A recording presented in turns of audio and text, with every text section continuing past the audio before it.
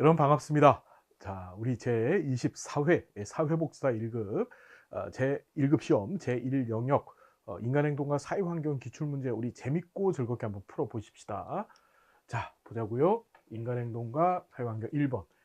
쉽습니다. 인간발달 이론과 사회복지 실천에 관한 설명으로 옳은 것 됐어요.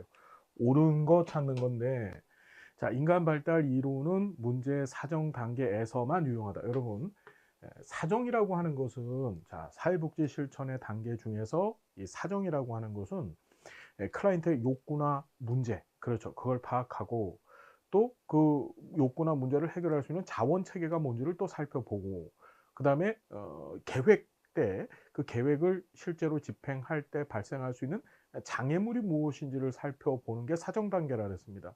그 사정은 계획을 수립하기 위한 전 단계가 사정이죠. 그러면 인간 발달 이론은요, 인간의 욕구가 무엇인지, 보편적 욕구가 뭔지, 사람들이 갖고 있는 공통의 문제가 무엇인지를 파악하는 데 상당히 유리하기 때문에 사정 단계에 인간 발달 이론이 많이 적용되는 건 맞습니다. 그런데 그것뿐만 아니라 특히 개입 단계, 개입 단계 때도 사회복지사가 클라이언트를 대상으로 개입을 할 때도 클라이언트가 한 인간으로서 갖고 있는 보편적인 욕구나 문제에 대해서 우리는 알아야 되겠죠. 그러니까 자, 얘는 틀린 이유가 뭐냐면 만자가 들어가서 틀린 거예요. 그러니까 이걸 옳게 고치려면 발달 이론은 문제 사정 단계에서 유용하다 이런 맞는데, 만자가 들어가서 틀렸습니다. 사정 단계뿐만 아니라 주로 이제 개입 단계 때도 인간 발달 이론에 관한 지식을 사회복사가 갖고 있어야만 되겠더라. 자, 두 번째, 발달 단계별 욕구를 기반으로 사회복지 서비스를 개발할 수가 있더라. 자, 맞는 얘기죠. 그래서 이게 뭐냐면 서비스 개발한다는 것은 계획을 한다라는 얘기예요. 그죠? 그래서 욕구를 파악하고, 인간 발달 이론은 인간이 갖고 있는 보편적인 욕구가 뭔지를 살펴볼 수 있다 그랬죠? 그걸 갖고 계획을 세웁니다. 그래서 관련되어진 서비스를 개발해서, 서비스라고 하는 것은 급여라 그랬잖아요. 클라이언트의 욕구를 충족시키거나 문제를 해결시킬 수 있는 방법입니다. 그걸 이제 사회복지 서비스라고 얘기하는 거예요. 자, 클라이언트를 둘러싼 그러니까 2번이 맞네요. 옳은 건.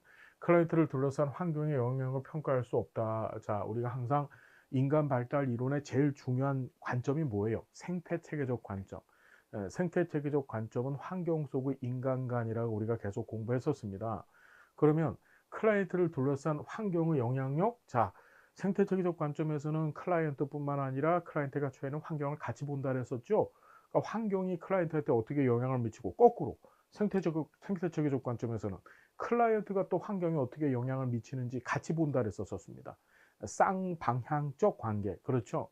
그러니까 평가할 수 없다가 아니라 평가할 수 있다라고 해야 되고, 자, 사회 환경보다 클라이언트의 생물학적 요소를 더 중시한다.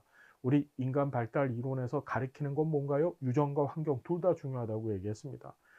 클라이언트의 생물학적 요소는 유전을 얘기하는 거고 사회 환경 얘기하는 건데, 두 개 다 중시한다 이래야지 맞는 거죠. 다시 말해서 얘를 맞게 고치려면 사회 환경과 클라이언트의 생물학적 요소 두 가지를 다 중시한다 이래야지 맞습니다. 자, 이 지문은 이전에도 출제가 된 지문인데 5번은요. 자, 다양한 클라이언트의 발달 과업을 획일적으로 이해할 수 있다. 그렇진 않아요.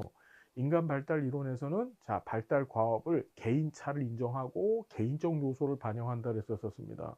그러니까 발달 과업을 획일적으로 이해하는 것이 아니라 다양한 클라이언트에 대해서 개별화된 방법으로 이해할 수 있다. 이래야지 맞는 이해가 되는 거죠. 자, 그래서 답은 2번. 굉장히 쉬운 문제였었습니다. 자, 2번 인간 발달의 개념과 원리. 자, 나올 문제가 나왔죠. 자, 발달에는 개인차가 존재합니다. 맞죠? 최적의 시기가 따로 존재하지 않는다. 최적의 발달에 있어서 최적의 시기 존재한다 했었습니다. 그렇죠. 우리 제일 대표적인 게 뭔가요? 제1 성장 급등기, 제2 성장 급등기 그런 거죠. 앞에 건 맞는데 뒤에 게 틀렸죠. 자, 그 다음에 일정한 순서와 방향이 없어서 예측이 불가능하다. 일정한 순서와 방향성을 갖고 있다 그랬죠. 상부에서 하부로, 중심에서 말초로, 전체 운동에서 특수 운동으로. 그래서 자, 예측이 가능합니다. 방향도 있고 예측도 가능하다. 자, 2번도 틀렸네요. 자, 성숙은 경험이나 훈련의 결과와 상관없이 진행된다. 우리 발달의 유사 개념이 세 가지가 있었습니다. 성장, 성숙, 학습. 그렇죠. 그 중에 성숙은 지금 여기 나온 것처럼 경험이나 훈련에 상관없이 진행되죠. 왜요? 이건 유전적인 요인에 의해서 진행되어지는 현상이기 때문에 경험이나 훈련과 같은 외적인 자극에 의해서 발생하는 학습적인 요소하고 상관이 없습니다. 그래서 3번 지문이 맞죠. 경험이나 훈련의 결과에 굉장히 영향을 받는 발달의 유사 개념 바로 학습이죠, 학습. 그렇죠. 자, 3 번이 맞네요. 자, 4 번. 발달은 소근육 말초 부위에서 대근육 중심 부위로 진행된다. 순서와 방향성 갖고 있다 그랬었습니다. 그런데 대근육에서 말초 부위로 진행된다 그랬었죠. 자, 중심부에서 말초로. 자, 4 번도 순서가 틀렸어요. 자, 성장은 유전적으로 미리 정해진 정도까지 도달하는 생물학적 변화를 얘기한다 이랬습니다. 여러분, 이 지문을 정말 잘 봐야 되는데 성장은 유전적으로 미리 정해진 정도까지 도달하는 생물학적 변화. 우리 성장이라고 하는 것은 주로 신체적, 조금 더 확장해서 보면 인지적인 부분에 있어서 좀 더 상승적인 발달, 이걸 성장이라고 얘기를 했단 말이에요. 근데 문제는 뭐냐면 얘는 유전적으로 미리 정해진 정도까지 도달하는 생물학적인 변화뿐만 아니라 성장은 이런 생물학적 변화 외에 뭐죠? 예, 환경적인 요인도 영향을 준다 그랬었습니다. 그렇죠. 예를 들면 이런 거예요. 엄마가 키가 크다. 그럼 자녀들도 키가 클 가능성이 높죠. 왜? 유전적 요인에 의해서. 근데 문제는 그 자녀가 적정하게 성장해야 될 최적의 시기 때 영양 공급이 안 된 거예요. 외부에서 환경적 요인으로 좋은 것들이 제공되지 않은 거죠. 그러면 아이의 성장에 불영향을 미치겠죠. 좋지 못한 영향을 미친다는 얘기입니다. 다시 말해서 자, 이거는 유전적으로 미리 정해진 정도까지 도달하는 생물학적 변화뿐만 아니라 모두 들어간다. 환경적인 요인들도 외부에서 들어오는 뭐 영양 공급, 그렇죠. 그런 것들도 포함되기 때문에 5번도 틀렸다라고 봐야 되는 게 맞습니다. 그러니까 여러분 답은 몇 번입니까? 3번이죠. 어렵지 않게 볼 수 있고요. 3번. 인간 행동에 관한 관점으로 옳지 않은 것 했습니다. 자, 정신분석 이론은 유년기 경험을 강조하죠. 그렇죠. 정신분석 이론에서 프로이트는 구강기, 학문기, 난강기 때까지, 그러니까 보통 6살 때까지, 이때를 보통 우린 유년기라고 얘기하죠. 그때가 나중에 그때 고착이 나중에 어른이 되어졌을 때 성격을 결정짓는다고 얘기를 합니다. 그런 걸 우리가 정신결정론이라고 공부했었어요. 그러니까 이거 맞는 얘기고. 자, 생태체계 이론 앞에서 공부했네요. 환경 속의 인간 관점. 그렇죠. 사회복지사가 클라이언트라고 하는 인간과 그 다음에 클라이언트가 속해 있는 환경을 같이 바라보는 시각이죠. 그래서 이걸 듀얼 포커스, 다른 말로 이중 초점이라고도 했었습니다. 맞는 얘기고. 자, 인지이론은 인간의 사고가 감정과 행동을 결정한다고 본다. 맞죠? 생각이, 인지이론에서는 생각이 행동을 결정한다고 보는 거예요. 생각이 내 감정, 내가 불안해한다. 그럼 불안해하는 이유가 뭐지? 내 생각에 달렸다는 거죠. 불안한 감정을 표현하는 것이. 자, 그 다음에 인본주의로는 인간에 대한 무조건적 존중, 그렇죠. 특히 이 무조건적 존중, 이걸 다른 말로 무조건적 관심이라고 했었습니다. 이건 로저스의 현상학적 이론에 관한 설명하고 있는 거 맞죠? 로저스의 현상학적 이론은 인본주의론입니다. 자, 행동주의론은 개인의 무의식을 강조한다. 자, 행동주의는 이런 무의식 같이 경험적으로 관찰될 수 없는 것들은 연구의 대상으로 삼지 않는다 그랬었어요. 그래서 이 개인의 무의식을 강조하는 것은 행동주의가 아니고 정신분석 이론이죠. 프로이트의 정신분석 이론. 자, 항상 강의 시간에 억수로 많이 강조했었습니다. 무의식 강조하면 프로이트의 정신분석 이론밖에 없다. 그렇죠. 답은 5번도 틀렸네요. 옳지 않은 것 5번이 틀렸습니다. 자, 4번. 성격 이론, 학자 주요 개념의 연결이 옳은 것 했습니다. 자, 이런 스타일의 문제 잘 나오죠. 인본주의론. 자, 융은 정신 역동 이론가죠. 그 다음에 동화라고 하는 개념은 인지 이론에서 사용하는 용어입니다. 특히 삐아즈의 인지 발달 이론에서 사용하는 용어죠. 옳지 않은 거고요. 자, 정신분석 이론은 메슬로우가 아니고 대표적인 학자가 프로이트죠. 자, 열등감은 개인심리 이론, 아들러의 개인심리 이론의 주요 개념이죠. 인지발달 이론, 피아제, 여기까지 맞고요. 자, 결핍동기라고 하는 용어는 메슬로우의 욕구위기 이론에서 사용하는 용어입니다. 3번도 틀렸고요. 자, 개인심리론 맞고 아들러. 자, 개인심리론의 창시자가 아들러죠. 자, 생활양식이라는 용어를 아들러가 사용을 했습니다. 아들러에게 있어서 생활양식은 우리의 성격 개념이죠. 자, 분석심리이론. 그렇죠. 로저스가 얘기했다. 자, 분석심리이론은 융이 얘기했고, 자, 아니마는 분석심리이론의 주요 개념이 맞습니다. 그래서 답은 몇 번입니까? 4번이 답이 되겠습니다. 자, 어렵지 않게 풀 수 있는 문제였었다. 자, 5번 봅니다. 행동주의론에 관한 설명으로 옳은 것을 모두 골라봅시다. 행동주의론. 인간을 주관적 존재로 규정한다. 인간을 주관적인 존재로 보는 것은 행동주의는 주관적인 존재로 보지 않죠. 주관적인 존재로 보는 대표적인 이론들은 뭐가 있죠? 아들러의 개인심리 이론이나 또는 인본주의 이론가들이 전체적으로 인간을 주관적 존재로 보죠. 또 인지 이론가들도. 자, 인간 행동은 인간이 지닌 자유의지의 결과라고 본다. 행동주의에서는 인간을 기계론적 존재로 보기 때문에 자유의지를 인정하지 않습니다. 본인이 갖고 있는 자유의지에 따라서 뭔가 행동을 한다. 그렇게 보지 않는 거예요. 자, 선행 조건과 결과에 따라 행동이 형성된다는 입장을 가지고 있다. 이거 맞죠? 이게 이제 행동주의에서 얘기하는 선행 조건이 행동의 결과를 만들어낸다. 행동이라고 하는 것을 만들어낸다. 사실 이 지문은 기존에 사회복지 실천 기술론에서 한번 출제된 적이 있었습니다. 그걸 이제 인간행동과 사회환경에서 약간 고쳐서 시험 문제를 낸 거예요. 자, 디귿 맞고요. 자, 경험주의 근간, 이게 이번 시험에 처음 등장했습니다. 행동주의는 경험주의의 근간을 두고 있습니다. 이 경험주의 뭐라 그랬었습니까? 이게 실증주의잖아요. 실증주의. 그렇죠. 그래서 경험주의라고 하는 말 안에는 제가 강의 시간에 계속 얘기했죠. 행동이라고 하는 것은 눈으로 볼 수 있고, 그 다음에 측정할 수 있고, 그러니까 관찰할 수 있고, 그 다음에 수정할 수 있었을 때 그걸 행동주의 이론의 행동으로 본다고 했었었죠. 말 그대로 눈으로 볼 수 있고 수정할 수 있다는 것, 그걸 통틀어서 우리는 경험주의라고 얘기하는 거예요. 근간을 두고 구체적으로 관찰할 수 있는 행동에 초점을 둔다. 행동이 갖고 있어야 될 세 가지 요인이 뭔지 우리 배웠습니다. 그게 바로 뭐죠? 지금 말씀드렸듯이 관찰할 수 있고, 그 다음에 측정, 몇 번 했는지 횟수를 헤아릴 수 있고, 그 다음에 그걸 개입을 통해서 수정할 수 있었을 때 그걸 행동이라고 얘기했었다. 그래서 디귿하고 리을 답이 4번입니다. 자, 우리 공부한 것에서 다 나온 거예요. 자, 6번. 스키노 이론에 관한 설명으로 옳지 않은 것 됐습니다. 자, 부적 강화는 바람직한 행동의 빈도를 감소시킨다. 이 지문도 실천 기술론에서 출제됐던 건데, 자, 일단은 강화라고 하는 것은 뭐죠?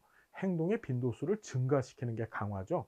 행동의 빈도수를 감소시키는 건 뭐죠? 이건 처벌이라고 하죠. 강화가 아니고. 그러니까 바람직한 행동의 빈도를 감소시킨다. 그럼 이건 처벌에 관한 얘기입니다. 강화는 행동의 빈도수를 증가시키는 거죠. 자, 가변 비율 계획이 강화 계획 중에서 반응률이 가장 높다. 자, 반응률이 높은 거, 가비, 고비, 가간, 고간 기억하실 겁니다. 그래서 가변 비율이 강화 계획이 가장 높고, 그 가비, 고비, 그 점 고정 비율이 강화 계획이 두 번째로 높고, 그 다음에 가비, 고비, 가간, 고간, 그렇죠. 이렇게 기억하시라고 말씀드렸었어요. 2번 맞네요. 인간 행동은 내적 충동보다는 외적 자극에 의해서 나타나진다. 그래서 외부에서 환경에서 어떤 자극을 줬었을 때 그것에 따라서 반응하죠. 그것이 인간의 행동을 만들고 그 행동이 습관이 돼서 나중에 성격으로 안착된다고 보는 것이 바로 행동주의 시각이죠. 3번도 맞고. 고정 간격 강화 계획은 정해진 시간 간격이 지난 후 강화를 주는 것을 말한다. 그렇죠. 시간 간격이 지난 후에 강화물은 항상 제시되는 거예요. 제시. 그러니까 주고서 해 이게 아니고 보여주는 거죠. 너 이거 줄 테니까 해. 그래서 실제로 행동을 하고 나면 나중에 주는 거죠. 그 강화물을. 그래서 자, 고정 간격이라고 하는 것은 자, 시간 간격을 간격이라고 얘기했었습니다. 그래서 정해진 시간 간격, 그래서 그 정해진 시간 간격에 대한 정보를 누가 알고 있어요? 강화 대상자가 안다 그랬죠. 그때 그 행동을 했었을 때 강화물을 주는 걸 고정 간격 강화 계획이라고 했습니다. 너 열심히 일을 해. 그러면 월급 줄게. 그렇죠. 그게 대표적인 고정 간격 강화 계획이죠. 그러면 월급 자, 정해진 시간, 야, 이번 달 25일 날 받았는데 다음 달 25일 날 또 받겠구나. 그 월급이라고 하는 강화물을 받기 위해서 열심히 일을 하게 되겠죠. 자, 그게 바로 고정간격 강화 계획이다. 자, 인간 행동은 예측 가능하며 통제할 수 있다고 본다. 인간을 기계론적 존재로 본다 그랬었습니다. 행동주의자들은. 그래서 인간은 자 외부에서 어떤 자극이 주어지면 그 자극에 대해서 이렇게 반응을 할 거야. 예측 가능하고 따라서 통제도 가능하다고 보는 것이 맞습니다. 자, 답은 몇 번? 1번이 틀렸습니다. 자, 7번. 아들러 이론에 관한 설명으로 옳지 않은 것 같습니다. 아들러 개인심리론이죠. 자, 인간은 사회적 관심에 의해서 동기가 되어진다. 동기화라고 하는 것은 인간의 행동을 하게 만드는 요인이라 그랬었습니다. 그래서 자, 아들러는 사회적 관심 개념을 제시했었죠. 그 동기화 되고요. 자, 출생 순위는 성격 형성에 영향을 준다. 맞습니다. 아들러는 이 출생 순위가 인간 성격 형성에 영향 준다는 얘기를 하죠. 그래서 맞이 아이, 중간 아이, 막내 아이, 그다음 외동, 혼자 태어난 아이, 형제 없이 각각 성격이 틀리다라는 얘기를 했었습니다. 자, 우월에 대한 추구는 선천적으로 타고나는 것이다. 맞죠? 자, 성격 유형을 태도와 기능적, 이것도 시험에 여러 차례 나왔죠. 아들러는 성격이라는 용어를 쓰지 않고 생활양식이라는 용어를 썼습니다. 그런데 그 생활양식은 두 가지. 사회적 관심과, 그렇죠, 활동 수준. 다시 두 가지. 사회적 관심과 활동 수준에 따라서 네 가지. 우리가 지획, 회사 이렇게 기억하라 그랬잖아요. 지획, 회사. 지배형, 획득형, 그 다음에 회유형, 그렇죠. 그 다음 마지막으로 사회적 유용형. 이렇게 네 가지로 구분된다고 했었습니다. 자, 그래서 이거 틀렸네요. 4번 틀렸고요. 가상적 목표는 어려움에 부딪힐 때 효과적으로 대처하는데 도움이 되어진다. 이 지문이 처음으로 출제가 됐는데, 자, 가상적 목표라고 하는 것은 아직까지는 실현되지 아니한, 검증되지 아니한 목표입니다. 인간은 그 가상적 목표를 향해서 이제 자신이 갖고 있는 우월성 추구를 하면서 나가는 거라고 봤었어요. 근데 그 가상적 목표가 명확하다면 내가 현 상황에서 어려움이 딱 하고 왔었을 때 그걸 효과적으로 대처하고 그 어려움을 이겨나가는 동기가 된다라고 봤던 거예요. 우리들도 인생에 있어서 가상적 목표를 다 갖고 있잖아요. 그죠? 아직까지 실현은 안 됐지만 사회복지사 1급 시험 합격하겠다. 가상적 목표가 되는 겁니다. 그래서 내가 그 자격증 취득하고 더 나은 사회복사가 되기 위해서 준비해 나가는 과정 얼마나 힘듭니까? 그 어려움이 부딪혔었을 때 하지만 난 잘 될 거야 라고 하는 그 자기 효능감이 발현되어 자기 효능감은 아니고 어쨌든 자, 발현되어지고 효과적으로 대처하게 되는 거죠. 자, 가상적 목표 중요하고요. 자, 5번. 자, 8번. 프로이트 이론에 관한 설명을 옳지 않은 것 했습니다. 이 질문도 처음 나왔어요. 초자의 특징은 자아이상과 양심으로 구성되어진다. 그렇죠. 초자는 자아이상과 양심으로 구성된다. 이거 제가 강의 시간에 나온다 얘기했었거든요. 그래서 진짜 나왔습니다. 자, 보면 초자는 자아이상과 양심인데 이건 보통 이제 초자가 3에서 6세 사이에 자기 부모하고 관계 안에서 생겨나는 초자의 특질이죠. 그렇죠. 자아이상은 보통은 이제 막 칭찬받으면서 자란 아이들한테 자아이상이 나타나고 양심은 많이 혼나면서 자란 아이들한테 양심이 나타난다고 배웠었습니다. 자, 프로이트는 실수행위, 이것도 처음 시험에 나온 지문이에요. 프로이트는 실수행위를 통해서 무의식이 작용하는 증거를 파악했다. 실수행위라고 하는 것은 굉장히 무의식적인 행동인데 실제로는 프로이트는 의식적으로 우리가 하는 행동보다 이런 실수로 하는 실수, 여러 가지 실수를 우리는 하잖아요. 그때 무의식이 드러나고 그게 진짜 본심, 본 성격의 모습이라고 얘기를 한 거죠. 자, 이 지문도 처음 출제된 거예요. 자, 내면화는 심리적 갈등이 근육계통의 증상으로 나타나는 방어 기제다 이랬습니다. 여러분 여기 좀 봐봐요. 인트로젝션, 내면화, 이걸 투입이라고 하죠. 투입이요. 내면화라고 하는 용어는 처음 출제가 됐었어요. 처음 출제가. 그래서 투입이라고 하는 것은 나 때문이야. 나 때문이야. 그렇죠. 이제 그 사회복지실존기술론에 가면 아론 백이라고 하는 학자는 인지 왜곡 유형 중에서 그거를 이제 개인화라고 표현을 했었습니다. 자, 이게 내면화라는 용어로 투입이 처음 나왔는데, 자, 심리적 갈등이 근육계통의 증상으로 나타난다. 여러분, 근육이라는 게 수의군계 근육으로 드러나게 되면, 그걸 우리가 뭐라 그랬죠? 이게 근육계통으로 나타나는 현상이 전환하고 신체화가 있단 말이에요. 그렇죠. 전환하고 신체화. 그래서 수의군계 계통으로 드러나면 그게 전환이고, 그렇지 않고 우리 수의근개가 아닌 우리 내장에 있는 근육들 있잖아요. 이건 내가 통제할 수 없는 근육이죠. 이런 것들로 나타나면 신체화에 관한 얘기죠. 그러니까 얘는요. 심적 갈등이 근육계통의 증상으로 나타나는 방어기제다 하면 얘는 전환이나 또는 신체화 얘기하는 겁니다. 자, 자아는 2차 사고 과정과 현실 원리에 의해서 지배가 되어진다. 예, 맞는 얘기죠. 이것도 여러 번 시험에 나왔죠. 원초아는 1차 사고 과정과 쾌락 원리에 의해서 지배되고, 자아는 2차 사고 과정과 현실 원리에 의해서 지배되고, 초자아는 도덕 원리에 의해서 지배가 되어지죠. 자, 남자아이는 난근기에 오이디푸스 컴플렉스로 인한 거세 불안을 경험하고, 여자아이는 난근기에 엘렉트라 컴플렉스로 인한 난근 선망 현상을 경험한다라고 우리가 배웠습니다. 깜짝깜짝 놀래죠, 그죠? 예. 자, 그래서 답은 몇 번이다? 3번입니다. 자, 9번 로저스 이론에 관한 설명으로 옳지 않은 것 했어요. 자, 로저스의 현상학적 이론, 우리 로저스의 이론을 현상학적 이론을 그대로 갖다 쓰는 게 우리 클라이언트 중심 모델이라 그랬죠. 사회복지 실천 모델 중에서. 자, 인간의 내재되어진 잠재력을 강조한다. 맞고요. 인간의 욕구 발달 단계 제시다. 이거 뭐 쉬운 문제잖아요. 욕구 발달 단계 제시한 거는 매슬로우죠. 매슬로우의 욕구 위기론 얘기하고 있는 거고. 인간의 자아실현 경향성을 강조한다. 맞습니다. 주관적 경험 강조하고요. 인간을 통합적 존재, 막 신체적, 사회적 이런 것들이 분리되어져 있는 존재가 아니고 하나로 묶여져 있는 통합적 존재로 이해를 합니다. 맞는 얘기입니다. 답은 몇 번인가요? 2번이다. 정말 어렵지 않게 풀 수 있는 문제였었고요. 자, 10번. 피아제 이론에서 구체적 조작기에 관한 설명으로 옳지 않은 것 했습니다. 구체적 조작기. 자, 물활론적 사고를 한다. 이게 벌써 틀렸네요. 그렇죠. 물활론적 사고는 감전, 구형, 피아제 이렇게 기억하라 했었습니다. 그때 전조작기 때 주된 사고가 물활론적 사고죠. 물활론이라고 하는 것은 애니미즘이라 그래서 사물에 어떤 영이 들어가 있는 거예요. 인형한테 영이 들어가 있어서 인형이 살아있다라고 생각하고 인형하고 막 대화를 해대는 거야. 이 구체적 조작기는 아동기에 해당되어집니다. 이 나이 때도 그러면 안 돼요. 전조작기 때 애들이 물활론적 사고를 하는 거죠. 자, 이 지문도 여러 번 나왔는데 논리적 사고. 인간의 논리적 사고는 크게 두 가지.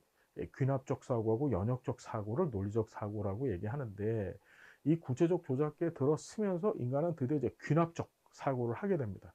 그러니까 논리적 사고가 가능해지는 거예요. 맞고요. 자, 보존 개념 획득하죠.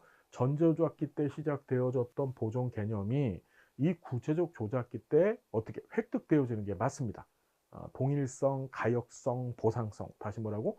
동일성, 가역성, 보상성이라고 하는 세 가지 인지를 습득함에 따라서 구체적 조작기 때 보존 개념을 획득하게 되죠. 자, 순서대로 나열하는 것이 가능해집니다. 이 구체적 조작기의 중요한 특징, 서열화와 분류화가 가능해진다 그랬습니다. 순서대로 나열하는 거 서열화거든요. 이건 맞는 얘기고. 자기중심성에서 벗어나 타인의 입장을 고려할 수 있게 된다. 이 구체적 조작기 때는 전조작기의 자기중심성에서 벗어나죠. 그래서 타인의 입장을 고려할 수 있게 된다. 그렇죠. 이걸 뭐라고? 조망 수용 능력이라 그랬습니다. 다시 뭐라고요? 조망 수용 능력을 획득하게 되어진다. 그 답은 몇 번인가? 1번입니다. 어렵지 않고요. 11번. 메슬로의 인본주의론, 욕구 위기 이론입니다. 설명으로 옳은 것 했어요. 무의식 강조하는 건 계속 얘기했죠. 무의식 강조는 프로이트의 정신 분석 이론 얘기하고 있는 거고, 인간의 본성은 원래 선하다고 주장한다. 이거 인본주의 이론가들의 공통적 주장이죠. 선하다는 거는 착하다는 뜻이 아니고 좋다라는 뜻이에요. 좋을 선자. 그러니까 앞에 이 인본주의가 등장하기 전에 나타난 제1의 심리학에 해당되는 정신 역동이론이나 또는 제2의 심리학에 해당되는 행동주의론은 근본적으로 인간을 굉장히 좋지 못한 존재로 봤단 말이에요. 근데 아니다. 이 제3의 심리학에 해당되어지는 인본주의론가들은 인간은 좋다라고 얘기했죠. 그게 선한 인간관을 제시했습니다. 자, 인간 행동에 대한, 자, 옳은 것 2번이네요. 인간 행동에 대한 환경 결정론을 강조했다. 환경 결정론 하면 스키너의 조작적 조건화 이론 얘기하고 있는 거죠. 자, 자기 완성의 필수 요인으로 열등감 극복, 자, 열등감 극복하는 거, 뭘 통해서? 우월성 추구를 통해서. 자, 그래서 자기 완성에 이른다라고 보는 것은 아들러의 개인 심리론 얘기하고 있는 거죠. 자, 모방학습의 중요성을 강조했다. 모방하면 또 뭐예요? 반두라의 사회학습 이론 얘기하고 있는 거잖아요. 그러니까 답은 몇 번인가요? 2번이 맞네요. 옳은 것이니까. 자, 12번. 생태체계 이론과 사회복지 실천의 연관성으로 옳지 않은 거. 자, 생태체계 이론이 사회복지 실천에 미치는 영향. 자, 문제에 대한 총체적 이해와 접근을 용이하게 해준다. 우리 생태체계 이론에서는 우리 앞에서도 배웠지만 생태체계 이론을 통해서 우리는 환경 속의 인간관을 갖게 됐거든요. 그러니까 기존에는 클라이언트에게 발생한 문제를 클라이언트 자체, 개인한테만 뒀어요. 문제의 원인을. 근데 그것이 아니고 클라이언트 바깥에는 환경도 같이 보게 된 겁니다.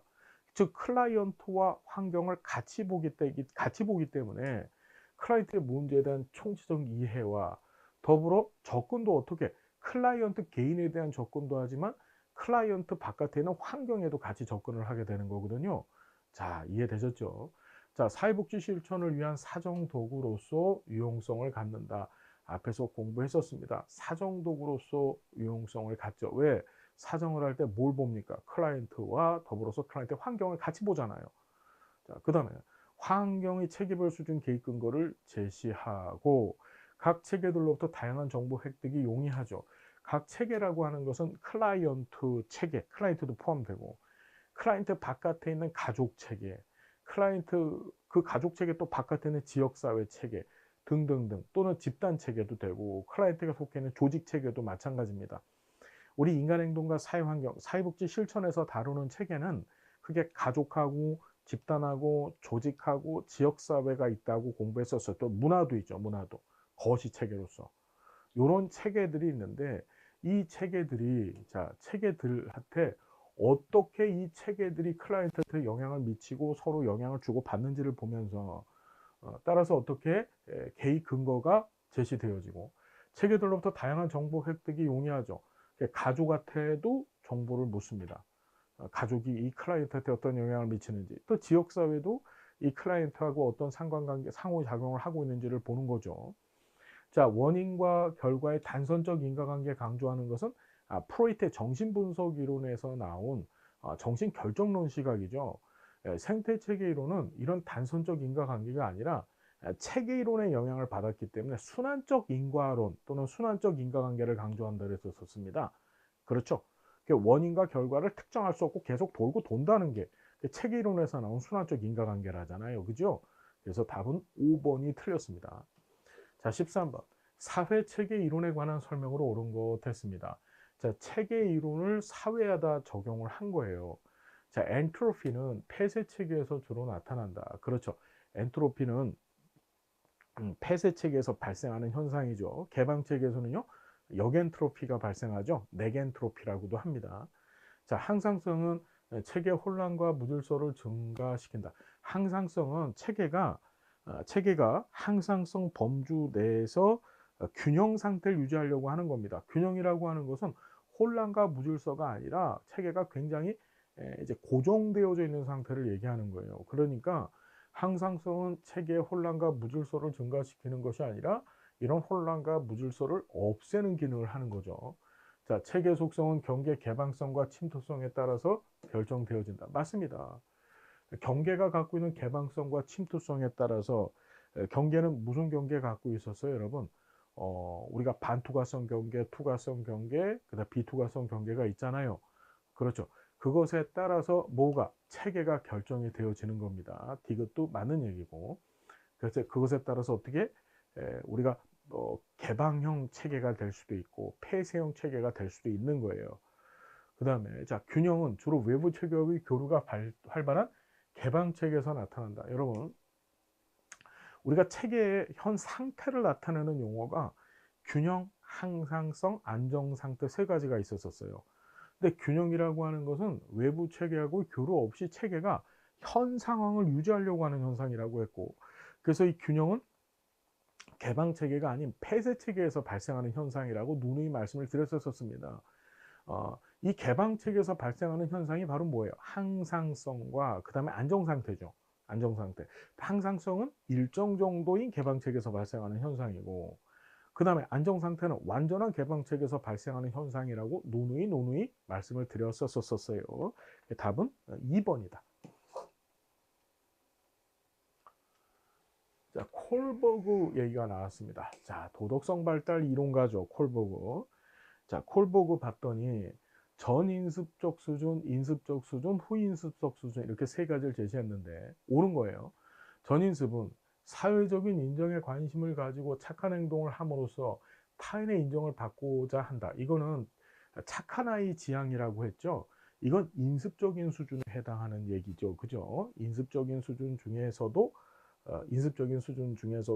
세 번째, 그러니까 전체 6개 중에서 세 번째 단계에 해당하는 거고, 인습적인 수준은 개인의 양심에 비추어서 옳고 그름을 판단하는 것은 이건 후인습적인 수준이죠.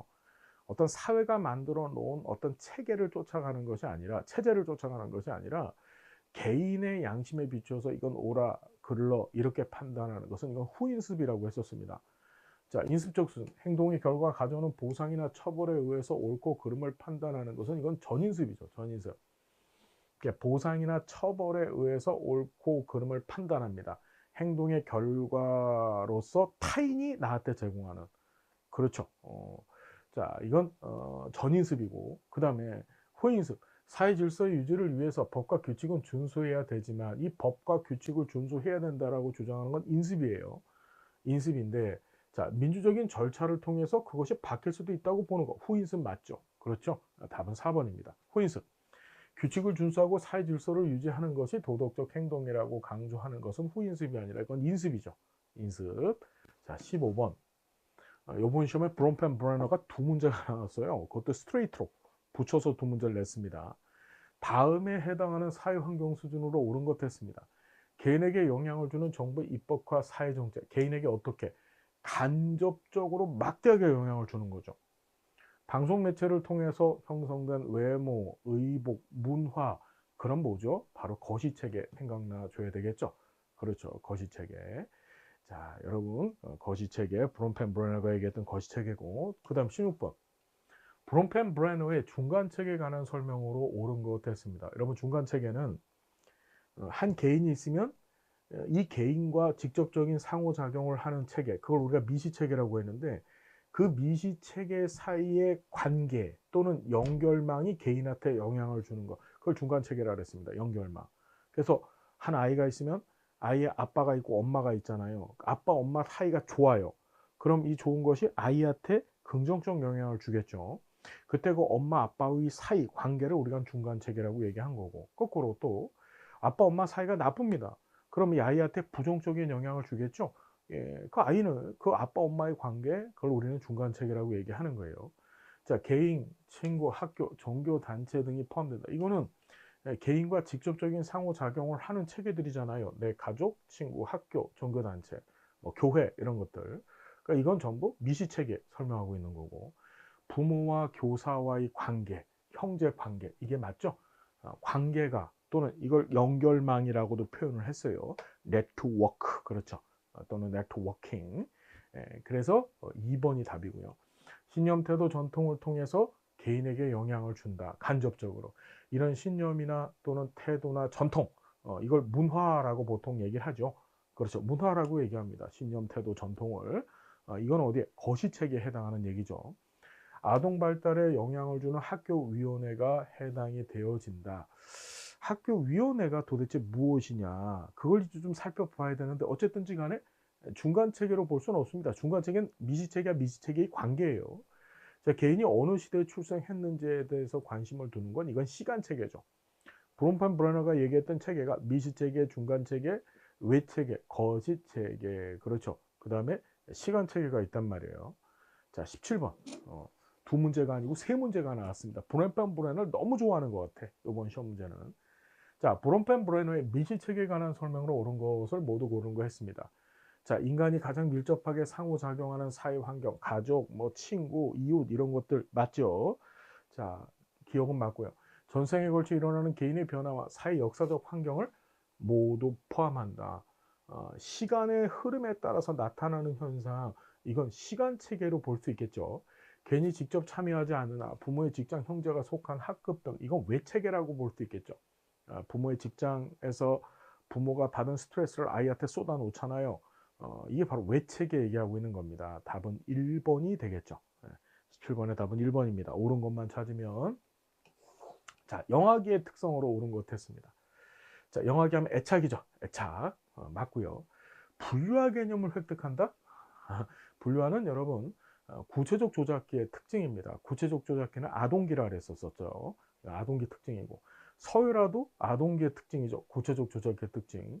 오이디푸스 컴플렉스를 경험한다. 3에서 6세 사이에 프로이트는 그때를 남근기라고 얘기했고, 남자 아이들이 오이디푸스 컴플렉스를 경험한다고 했었습니다.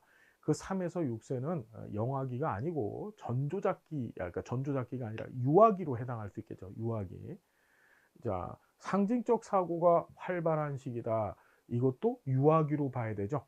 상징적 사고가 활발한 시기는 유아기 때 이 상징적 사고를 하게 되면서 상징 놀이를 하고, 그 다음에 상징적 언어를 쓴다고 공부했었습니다. 자, 유아기에 관한 설명하고 있는 것이다. 그 답은 1번입니다. 어렵지 않게 풀 수 있는 문제고요. 자, 19번.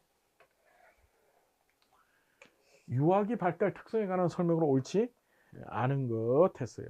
자, 보면 성 역할 내면화. 얘도 시험에 억수로 많이 나오죠. 우리 시험에서, 인행사 시험에서 성 얘기가 나오면 이건 유아기 아니면 뭐라고요?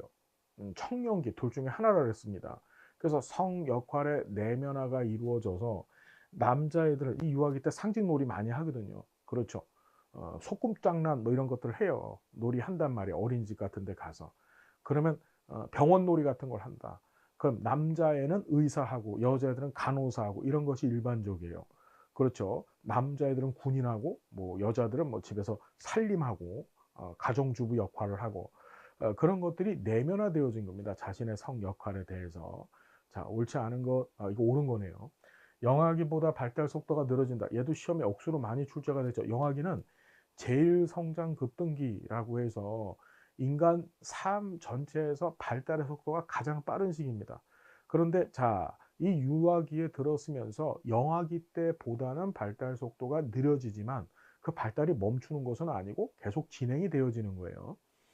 자, 에릭슨의 주도성대 죄책감 단계에 해당이 되어진다. 자, 주도성대 죄책감. 에릭슨은 유초, 유학, 청성성로 기억하시죠? 그래서 유초, 유희기 때 뭐가 주도성대 죄책감이 발생을 하고 유희기 때 그 주도성대 죄책감을 잘 극복을 해내면은 어떻게 목적이라고 하는 자아 특질이 발생한다라고 얘기를 했었어요. 그렇죠, 여러분? 자, 그렇죠. 그 유희기가 바로 유아기에 해당되는 거 맞죠? 여러분 헷갈리지 마셔야 될 게 에릭슨이 얘기했던 유초, 유학, 청성성륜의 유아기하고 여기 나오는 유아기는 틀려요. 인간 발달 단계에서 나오는 유아기는 틀립니다. 에릭슨의 이 유아기의 유자는 우리가 전유자예요. 전유자. 젖먹는 식이란 말이에요. 이게 프로이트의 프로이트의 프로이트의 심리성적 발달 단계에서 심리성적 발달 단계에서 맨 첫 번째 단계에 해당되어지는 거죠. 그렇죠? 그래서 여러분 유아기 0에서 18개월 사이를 얘기하는 건데 자, 유아기는 이때 유아기는 전유자 쓰는 거고 이때 유아기는 유자는 어릴 유자를 쓰는 겁니다. 둘이 틀리다는 것 좀 꼭 기억해 두십시오. 이거는 어릴 유자예요. 어릴 유자. 자, 그 다음 프로이트의 난근기에 해당이 되어지고 맞죠? 3에서 6세 피아제 자율성 도덕성 단계에 도달하게 되어진다. 요 지문을 좀 잘 보셔야 되는데 피아제의 자율적 도덕성 단계는 구체적 조작기 때를 얘기하는 겁니다. 그렇죠? 이 구체적 조작기는 아동기에 해당되는 거죠, 여러분. 그래서 유아기 때는 자율적 도덕성이 아니라 피아제는 그때를 이 유아기에 해당되는 때를 전조작기라고 얘기를 했고 이 전조작기의 도덕성은 자율이 아니라 타율적 도덕성이라고 봐야 됩니다. 자, 답은 5번이고요. 자, 20번. 아동기 발달에 관한 설명으로 옳지 않은 것 됐습니다. 자, 아동기는요, 가역적 사고를 할 수 있게 되죠. 그렇죠. 가역성 개념을 획득해서 아동기 때는 삐아제 입장에서 보면 가역성이라고 하는 개념을 획득한다 그랬었어요. 그래서 가역적 사고가 되어지고 그 아동기 전에 유아기 때는 어떻게 비가역적 사고를 한다 그랬었죠. 자, 단체 논리를 통해서 분업 원리를 학습하고 운동 기술이나 근육의 협응 능력이 굉장히 정교해지고, 자, 형식적 조작 사고에서 구체적 조작 사고로 전환되어진다. 우리가 감전, 구형, 피아제 했잖아요. 아동기 때는 구체적 조작 사고의 시기입니다. 그러다가 아동기 끄트머리쯤에 이르게 되면 어떻게 형식적 조작 사고로 넘어가는 거예요. 그러니까 이걸 맡겨 고치려면 어떻게 고쳐야 되죠? 구체적 조작 사고에서 형식적 조작 사고로 전환된다. 이래야지 맞는 거죠. 자, 에릭슨의 근면성 발달을 중요한 과업으로 봤다. 그렇죠. 에릭슨은 근면성 대 열등감. 그렇죠. 근면성 대 열등감이라고 하는 심리 사회적 위기를 제시했었어요. 이때는 본인 아동기 때 학교 가잖아요. 학교에서 숙제도 내주고 또 아침에 9시까지 학교 와야 돼라고 지침도 준단 말이에요. 그럼 그걸 최선을 다해서 잘 쫓아가 줘야 돼요. 그걸 근면성이라고 표현을 한 겁니다. 그 답은 몇 번인가요? 4번이 틀렸고요. 21번. 자, 청소년기의 발달에 관한 설명을 옳은 것 했습니다. 자, 조합 기술이 획득되어진다. 이거 시험에 여러 차례 나왔죠. 조합적 사고하고 조합 기술은 틀리다 그랬습니다. 우리 조합 기술은 수에 대한 보존 개념이 획득되어져서 사칙 연산을 할 수 있는 기술, 그걸 조합 기술이라고 했습니다. 그래서 조합 기술은 이 사칙 연산을 언제 해요? 초등학교 입학하면 하잖아요. 그러니까 이 조합 기술이 획득되어지는 것은 피아제는 그걸 구체적 조작기라고 얘기했고, 그 다음에 아동기에 해당되는 거죠. 구체적 조작기는. 자, 청소년기 때는 조합 기술이 아니라 조합적 사고라 그랬습니다. 그러니까 이걸 조합적 사고라고 해야지 맞는 거예요. 조합적 사고라고 하는 것은 문제를 해결하기 위해서 문제를 해결하는 여러 가지 중요한 방법들을 조합해서 문제를 해결하는 겁니다. 예를 들어서 우리 선생님들께서 사회복사 1급 시험을 합격하겠다. 그럼 문제집도 책도 하나 있어야 될 거고 기본서도 있어야 될 거고 문제집도 있어야 될 거고 박정훈 선생님의 강의도 들어야 될 거고, 그죠? 예, 그런 방법론들을 모으는 것을 조합적 사고라고 얘기하는 거예요. 여러분 다시 한번, 조합 기술하고 조합적 사고는 틀리다. 자, 조합 기술은 언제? 이거는 구체적 조작기 아동기 때 습득해야 되는 거고, 조합적 사고는 청소년기의 특징이다. 자, 가설 연역적 사고에서 경험 귀납적 사고로 전환된다. 우리 배웠지만 청소년기는 가설 연역적 사고를 하는 거고, 이런 경험 귀납적인 사고, 인간이 논리적인 사고를 하는 방법이 크게 두 가지, 귀납적 사고하고 연역적 사고라고 했습니다. 그때 이런 귀납적 사고 하는 시기가 언제예요? 구체적 조작기라고 공부했었죠, 앞에서. 그것도 뒤집혔죠, 지금. 지금 이번 시험 문제 보면 출제자가 같은 사람이 출제를 한 것 같아요. 유형이 같습니다. 앞뒤 뒤집어 놓기, 그죠? 그래서 경험 귀납적 사고에서 가설 연역적 사고로 전환한다. 이래야지 맞는 거고. 자, 마샤는 자아 정체감을 네 가지 유형으로 구분했다. 이거 맞죠? 마샤는 위기와 전념, 위기와 전념이라고 하는 것에 대해서 어떻게 충실하느냐에 따라서 자아 정체감을 네 가지 유형으로 제시를 했습니다. 그렇죠. 위기와 전념. 자, 그건 맞는 얘기고. 자, 요 문제 때문에, 요 지문 때문에 다들 한번 난리가 났었었는데, 2차 성적은 직접적인 생식 기능과 관련된 성적 성숙이다 이랬습니다. 여러분, 이 직접적인 생식 기능이라고 하니까 이게 진짜 애를 낳는 기능 이렇게 생각을 하잖아요. 이게 정답은 1차 성징으로 해야 되거든요. 그러니까 이 직접적인 생식 기능이라는 것이 뭐냐면 우리가 그 생식을 하기 위해서는 남성들의 생식기가 있고 여성들의 생식기가 있죠. 사람들은 태어날 때 그걸 갖고 태어나야만 아기를 가질 수가 있습니다. 그렇죠. 그걸 이제 직접적 생식 기능이라고 표현한 거예요. 다시 말하면 직접적 생식 기능은 내부 외부를 포함해서 생식과 관련되어진 기능들, 남성의 이제 남근이나 또는 여성들이 갖고 있는 자궁, 그 다음에 난소, 외음부 이런 것들을 얘기하는 거죠. 회음부. 자, 그래서 이건 1차 성징으로 해야 됩니다. 자, 상상적 청중과 개인적 우화를 통해서 자아 중심성에서 벗어날 수 있다라고 얘기했는데, 자, 청소년기는요, 두 번째로 자아 중심성이 나타나는 시기라 그랬었어요. 유아기 때 자아 중심성이 나타나고, 그리고 아동기 때 애들이 탈중심을 한다 그랬죠. 그러다가 다시 청소년기 때 자아 중심성이 나타나요. 이 지문을 맞게 고치려면 다시 나타난 자아 중심성 때문에 상상적 청중과 개인적 우화가 나타난다, 이래야지 맞는 겁니다. 무슨 얘기인지 알겠죠, 여러분? 그 답은 몇 번인가요? 3번이다. 자, 이번 시험에서 제일 좀 까다로웠던 지문이 4번 같아요. 4번. 자, 그 다음에 22번. 청년기 발달에 관한 설명을 옳은 것 했습니다. 자아 통합이 완성되는 시기로 삶 전체에 대한 평가를 시도하는 건 이건 노년기죠. 자아 통합 때 절망의 시기. 예, 바로 노년을 얘기하는 거고. 자, 전환적 추론이 가능해지는 것은 유아기, 예, 전조작기 때 특징을 얘기하는 거죠. 그 다음에 부모로부터 독립에 대한 양가 감정에서 해방되어지는 것이 아니라 청년기는 독립해야 되거든요. 이제 결혼도 해서 자기 가정도 꾸려야 되고 해야 돼요. 또 직장도 갖고 이제 말 그대로 부모하고 이별을 해야 되는 건데, 그때 그 양가 감정, 아유, 부모님하고 같이 살을까? 아니면 떠나갈까? 그 양가 감정에서 해방되는 것이 아니라 양가 감정이 고조되는 거죠. 양가 감정은 다시 얘기하지만 두 가지 혼재되어져 있는 감정이 같이 드러나는 거라 그랬습니다. 엄마하고 같이 살아? 아니면 떠나야 돼. 그렇죠.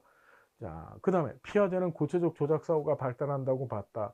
이 구체적 조작 사고는 계속 얘기하지만 아동기 때, 아동기 때, 그러니까 구체적 조작 사고는 구체적 조작기 때의 사고로 그 시기는 아동기에 해당되는 거죠. 에릭슨은 친밀감 대 고립의 심리사회적 유의가 발생한다고 보았다. 이 친밀감 대 고립감, 그렇죠. 이게 성인 초기의 심리사회적 위기입니다. 이게 맞는 얘기죠. 성인 초기가 청년기에 해당되어지잖아요. 그러니까 22번은 5번이 답입니다. 자, 23번. 중년기에 관한 설명으로 옳은 것 했습니다. 에리슨의 정체감 대 침체 단계에 해당되어진다. 중년기는 생산성 대 침체죠. 정체성이라고 하는 것, 자아 정체감이라고 하는 것은 무슨 기 때예요? 이게 청소년기 얘기잖아요. 이거 정확히 고치려면 생산성 대 침체 단계에 해당된다, 이래야지 맞는 거죠. 자, 갱년기는 남성에게 나타나지 않는다. 아닙니다. 남성도 갱년기 현상 경험하는데 여성의 갱년기보다 덜하다고 했습니다. 뭐가 덜합니까? 갱년기로 인해서 나타나는 실질적인 현상들이 덜하다고 했었죠. 자, 여성은 에스트로겐 분비가 증가하고 남성은 테스토스테론 분비가 감소한다.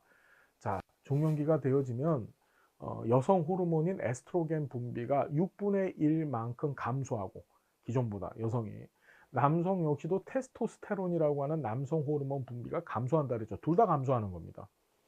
자, 시각, 청각, 미각, 후각 등의 감각 기능이 가장 좋은 시기다. 이때는 청년기쯤으로 보겠죠. 이제 중년기 들어서게 되면 앞도 잘 안 보입니다. 예, 제가 요새 그래요. 귀도 잘 안 들립니다. 제가 요새 그래요. 아닙니다. 저는 청년이에요. 예. 자, 미각, 예, 후각, 자꾸 짠 음식, 그렇죠. 예, 예, 자꾸 좀 자극적인 음식 자꾸 찾게 되죠. 자, 결정성 지능은 계속 발달하여진다. 그렇죠. 홍각, 카테리 얘기했던 거, 이것도 시험에 억수로 많이 나온 지문이죠. 결성성 지능은 계속 발달하게 되어지고 유동성 지능은 감소하죠. 이거는 정말 시험에 여러 번 출제가 됐던 지문입니다. 홍각, 카텔의 이야기입니다. 자, 24번. 노년기에 대한 설명으로 옳지 않은 것 했습니다. 외향성이 증가한다. 여러분, 노년기는 외향성 아니고 내향성이 증가하는 시기죠. 1번 벌써 틀렸네요. 노년기 사회적 역할과 관계망의 축소는 고독과 소외를 초래할 수도 있고, 친근한 사물에 대한 애착도 증가하고 생에 대한 회상 경향, 이전 삶에 대해서 자꾸 생각을 해보는 일이 발생을 하고요. 자, 에릭슨은 심리사회적 위기를 극복하면 지혜라고 하는 능력을 얻게 된다고 봤다. 맞습니다. 어떤 심리사회적 위기, 자아통합 때 절망이라고 하는 심리사회적 위기를 잘 극복하면 지혜라는 능력을 얻게 되는 거죠. 답은 1번입니다. 자, 생애주기별 특징에 관한 설명으로 옳은 것도 했습니다. 영아기는 성 역할 인식을 확립한다. 자, 사회적 성역할 인식이 확립되어지는 건 청년기쯤으로 볼 수 있는 거죠. 그 다음에 아동기는 대상 영속성이 형성되어지는 시기다. 여러분, 대상 영속성은 이건 삐아제가 사용했던 주요 개념인데, 감각 운동기 때 대상 영속성이 시작되어져서 감각 운동기의 맨 마지막 6번째 단계인 정신적 표상기, 통찰기 때 획득되어지는 겁니다. 다시 말해서 대상 영속성이 형성되고 획득되는 것은 감각 운동기 때예요. 그리고 감각 운동기는 영아기에 해당되는 거죠. 0에서 2세 영아기. 자, 청소년기 자아정체감 확립. 이건 뭐 반드시 맞는 얘기. 청소년기 하면 자아정체감이잖아요. 중년기는 자아통합 완성. 자아통합 하면은 노년기죠. 노년기. 자, 노년기에는 친밀감 대 고립감은 노년기가 아니고 청년기 때 특징이죠. 친밀감 대 고립감. 그래서 답은 몇 번인가요? 3번이다. 자, 요번에 인간행동과 사회환경 굉장히 쉬웠습니다. 그렇죠. 그래서 다들 좋은 점수 받으셨을 거고, 저하고 공부를 하셨던 우리 선생님들께서는 아마 다 만점 맞으셨던 것 같아요. 예, 정말 고생 많으셨고, 다음 시간 또 우리 행복한 모습으로 여러분 만나 뵙겠습니다. 여러분 고맙습니다.